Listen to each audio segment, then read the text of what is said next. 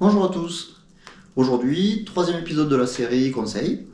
Donc je tiens à préciser d'emblée que cette vidéo, elle est plutôt destinée à des personnes qui se lancent dans l'ultra, qui connaissent pas trop comment s'entraîner et qui n'ont pas forcément beaucoup de connaissances, on va dire, dans la façon de s'entraîner. Donc je vais essayer de simplifier au maximum, même des fois de caricaturer un peu pour vraiment garder l'idée essentielle. Donc si vous êtes plutôt cycliste expérimenté à viser un temps, etc., je ne pense pas que cette vidéo vraiment vous apporte des connaissances supplémentaires par rapport à ce que vous connaissez déjà.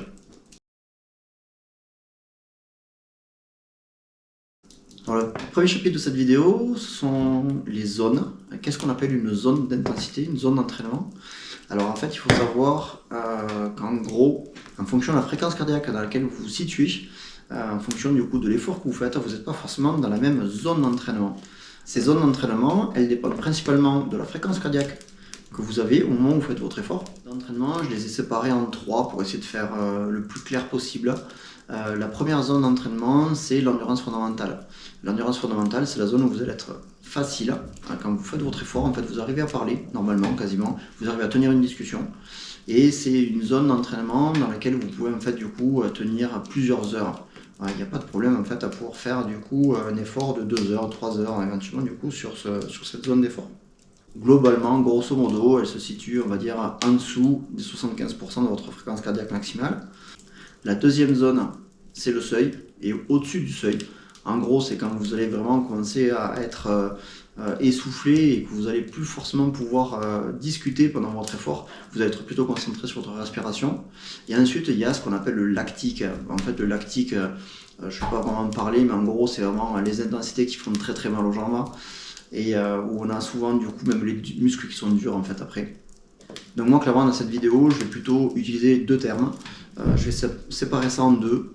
En dessous de 75%, je vais dire que c'est l'endurance fondamentale, c'est notre Z2, la zone 2. Et ensuite, tout ce qui est au-dessus de 75%, c'est le cardio. En gros, nous, concrètement, ce qui va nous intéresser, c'est quand même plutôt la partie endurance fondamentale, puisque c'est la zone qui nous permet de travailler plusieurs heures, et pendant la course, plusieurs heures, voire même plusieurs jours. Bon, j'ai tombé pull là, parce qu'à côté du cheminée, j'étais en train de cramer. Second chapitre de cette vidéo, je vais parler un petit peu de chimie, mais je vais vraiment très brièvement.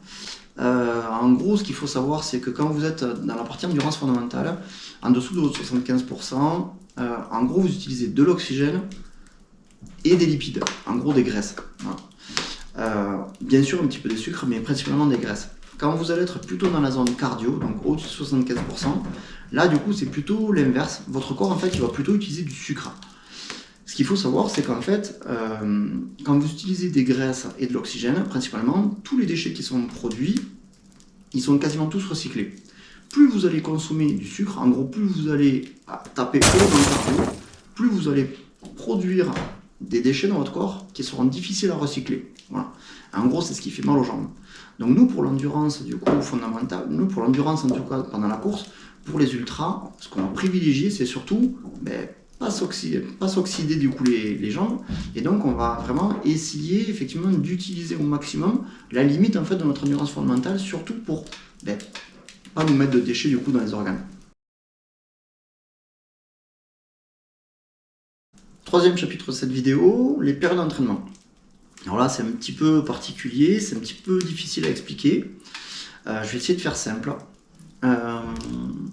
On va dire que jusqu'à 3 mois avant votre course, je pars du principe que vous maintenez en fait un rythme d'activité, un rythme d'entraînement.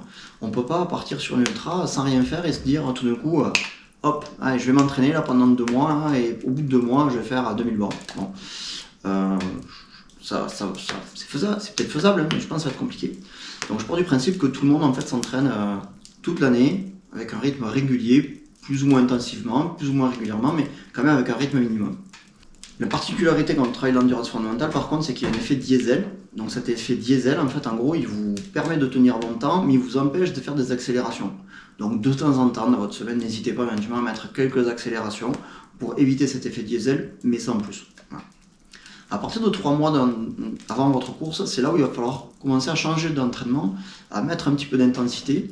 Mais si on s'entraîne spécifiquement pour un ultra, On garde en tête qu'on va garder entre 70 et 80% de notre entraînement qui doit rester en endurance fondamentale. C'est très très important, c'est notre endurance fondamentale qui doit nous permettre du coup de générer la principale activité de notre entraînement. On va compenser les 20 ou 30% qui restent avec du cardio. Donc là, effectivement, ça pourrait être du coup du vélo à l'extérieur, ça pourrait être une activité en salle, ça peut être une séance sur home trainer, peu importe. Et là, on va faire du coup plutôt du qualitatif plutôt que du quantitatif. On va pas forcément enchaîner les kilomètres, mais on va plutôt vraiment viser les zones cardio qu'on veut viser. Sur de l'intensité, sur éventuellement du coup des accélérations, en tout cas éventuellement faire monter le cardio pour pas avoir cet effet diesel qui s'installe, et surtout éventuellement si pendant une course on a des variations de pente, si on a des variations de rythme, que ça perturbe pas trop notre corps. Cet entraînement à haute intensité aussi, il va permettre aussi à montrer à notre corps qu'il faut apprendre à gérer les déchets. Donc je parlais dans la partie précédente des déchets qui sont créés à cause du sucre éventuellement. Ben là du coup, en entraînement à haute intensité, ça va permettre à notre corps aussi de s'entraîner à recycler tout ça et éventuellement à mieux le digérer le jour de la course. Alors par contre dans cette période, ce qu'il faut bien retenir, c'est que vous allez varier du coup d'intensité. Vous allez des fois vous mettre des séances par exemple éventuellement où vous allez beaucoup forcer. Donc il faut penser à deux choses. Pendant cette phase, il y a une notion de progressivité qu'il faut respecter. Donc, c'est pas parce que ça fait 3 mois avant la course que vous allez commencer par des séances hyper intenses qui vont durer super longtemps. Non, ça non, il faut pas. En gros, il faut vraiment voir du coup ces 3 mois comme une progression linéaire du coup des difficultés que vous allez mettre à votre corps. Donc on passe progression au niveau du coup du temps. Il va falloir du coup que les difficultés progressent au niveau du temps. Parce que si vous commencez en fait à mettre au bout de 3 mois un effort trop intense et qu'après vous faites plus facile, en gros vous n'aurez pas de progression. Donc il faut vraiment que la difficulté elle augmente pendant 3 mois au fur et à mesure. Donc pour ça, au début, commencez pas trop difficile. Et ensuite, deuxième chose, il faut penser récup. Donc après chaque entraînement intensif, pensez récup le lendemain, voire 2 jours, peu importe. Et aussi récupération, par exemple au bout de 3 semaines d'effort, au bout de 3 semaines, vous faites un cycle de 3 semaines et après vous faites une semaine un peu plus calme du coup que l'autre, pour laisser à votre corps le temps de digérer ces nouveaux efforts, apprendre à se régénérer. Et ça c'est super important, parce que si vous faites 3 mois d'un coup, il ne faudrait pas que le jour J, en fait du coup, parce que vous allez réduire un petit peu avant la course, vous soyez hyper fatigué. Donc pensez surtout à la récupération, c'est hyper important. 15 jours avant votre course, on rentre dans une période qu'on appelle plutôt l'affûtage. En fait, l'affûtage, il est là en fait pour faire du jus. Il est là pour que vous arriviez le jour de votre course en étant super en forme, ce qu'on appelle le pic de forme. Donc ça veut dire que pendant ces 15 derniers jours, vous allez éventuellement garder le même nombre de séances, mais par contre, vous allez réduire le volume. Donc ça veut dire que si les semaines d'avant, vous faisiez, je sais pas moi, 200-300 km, peut-être que les 2 dernières semaines, vous allez faire plus que peut-être 100 km, voire 80 km dans la semaine. Voilà, ça veut dire qu'effectivement, il faut drastiquement réduire le volume que vous faisiez en vélo avant, pour qu'effectivement, le jour de la course, il ne faut même pas hésiter en fait, à faire 2-3 jours, 3-4 jours. Moi, des fois, je fais 4 jours sans rien avant ma course. Vraiment pour que mon corps arrive vraiment reposé et en pleine forme le jour J. Le 4e chapitre du coup de cette vidéo, c'est ce qu'on appelle les week-end shocks. Alors les week-end shocks, c'est assez vague comme notion, mais en gros l'idée c'est de provoquer un choc du stress dans votre organisme. Donc forcément en fonction du niveau des personnes, le week-end shock ne sera pas le même.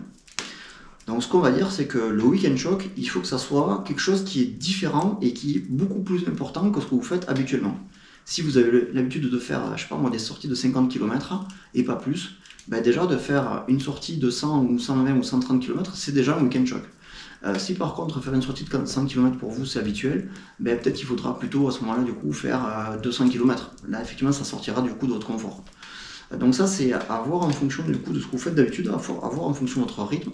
Si, je sais pas moi, vous habitez dans la plaine, au bord de la mer et qu'il n'y a pas de dénivelé, peut-être que du coup le week-end choc ça sera de prendre la voiture et d'aller en montagne pour qu'effectivement vous fassiez quelque chose de différent de ce que vous faites d'habitude.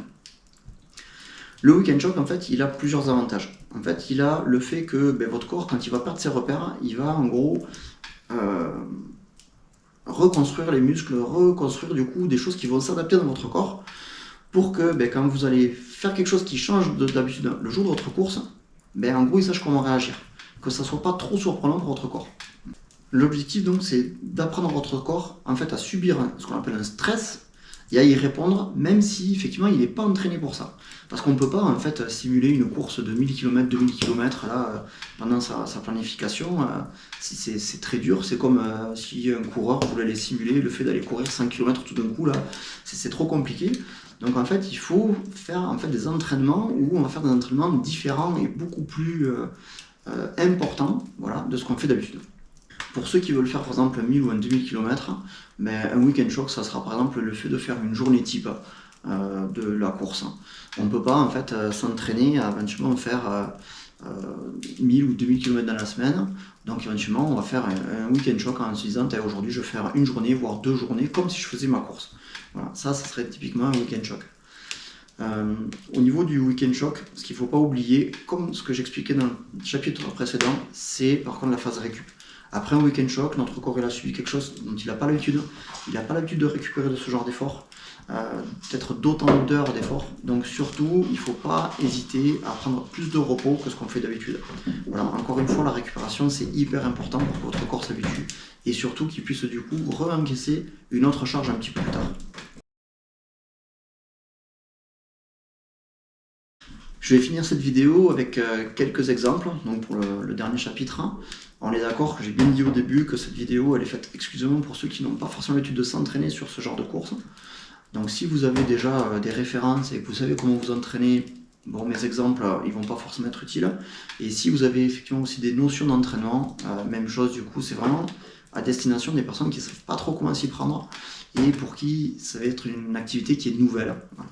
Donc on va dire si c'est votre premier 200 ou 300 km par exemple, essayez de viser en fait le volume que vous allez viser le jour de la course à faire dans votre semaine. Après peu importe en fait si vous le faites en 3 fois, 4 fois, 5 fois éventuellement, je sais pas, vous voulez faire 200 km, c'est la première fois pour vous, ben, du coup que vous fassiez 2 fois 100 km ou 4 fois 50 km, l'important c'est que vous arriviez à 200 km dans votre semaine et que vous fassiez ça par exemple pendant on va dire un mois et demi jusqu'à 15 jours, pendant un mois quasiment, avant votre course. Voilà. Avec ce volume-là, vous devriez pouvoir terminer votre course. Voilà. Même principe pour le 300 km. Si par contre, vous arrivez sur des courses plus longues que 300 km, vous visez un 500, un 600, un 800, 1000 km, voire plus, à ce moment-là, vous ne pourrez pas en fait, faire ce nombre de kilomètres dans votre semaine. Ça risque d'être très compliqué de tenir le rythme sur plusieurs semaines, d'arriver à avoir un volume trop important. Donc à ce moment-là, ce qu'on va faire, c'est qu'on va effectivement déjà respecter les 80% d'endurance fondamentale et effectivement du coup 20-30% de cardio. Oulala. Mais ensuite, on va travailler surtout avec les week-end shocks. Et ces week-end shocks, en fait, ils vont nous permettre de cibler, par exemple, des journées type. J'ai éventuellement du coup une journée, je sais où je vais avoir 300 km à faire, c'est dur, et bien je vais me faire une journée week-end shock où je vais me faire 300 km. Mais du coup, je vais faire que cette journée. Ça va me permettre déjà mentalement d'avoir assimilé cette distance, je l'ai déjà faite, je sais que je suis capable. Et si vous avez par exemple dans votre course un dénivelé important, même chose. En fait, le jour de votre week-end choc, essayez éventuellement du coup de faire un dénivelé que vous n'avez jamais fait. Si vous savez que vous avez une journée avec 4500, 5000 mètres un jour, eh bien, faites plus court, faites une journée de 100, 120 km, 130 km, mais avec beaucoup de dénivelé. Vous faites un col où vous faites 2 fois, 3 fois, 4 fois, 5 fois s'il faut, mais pour que vous arriviez le jour de la course en vous disant, en fait, ce dénivelé-là, je l'ai déjà fait. Dans d'autres conditions, certes, mais au moins je l'ai déjà fait. Voilà. L'idée, c'est qu'en fait, du coup, ces week-end chocs ou cet entraînement que vous avez fait avec les kilomètres, en fait, vous sert du coup pour vous rassurer le jour de la course. Bon, j'arrive au terme de cette vidéo, j'espère que les sujets et les explications ont été suffisamment clairs. S'il y a des choses qui vous paraissent encore un petit peu floues, n'hésitez pas éventuellement à me mettre un petit message, un commentaire, j'essaierai d'y répondre. Merci d'avoir regardé la vidéo jusqu'à la fin, à la prochaine et peut-être sur la route.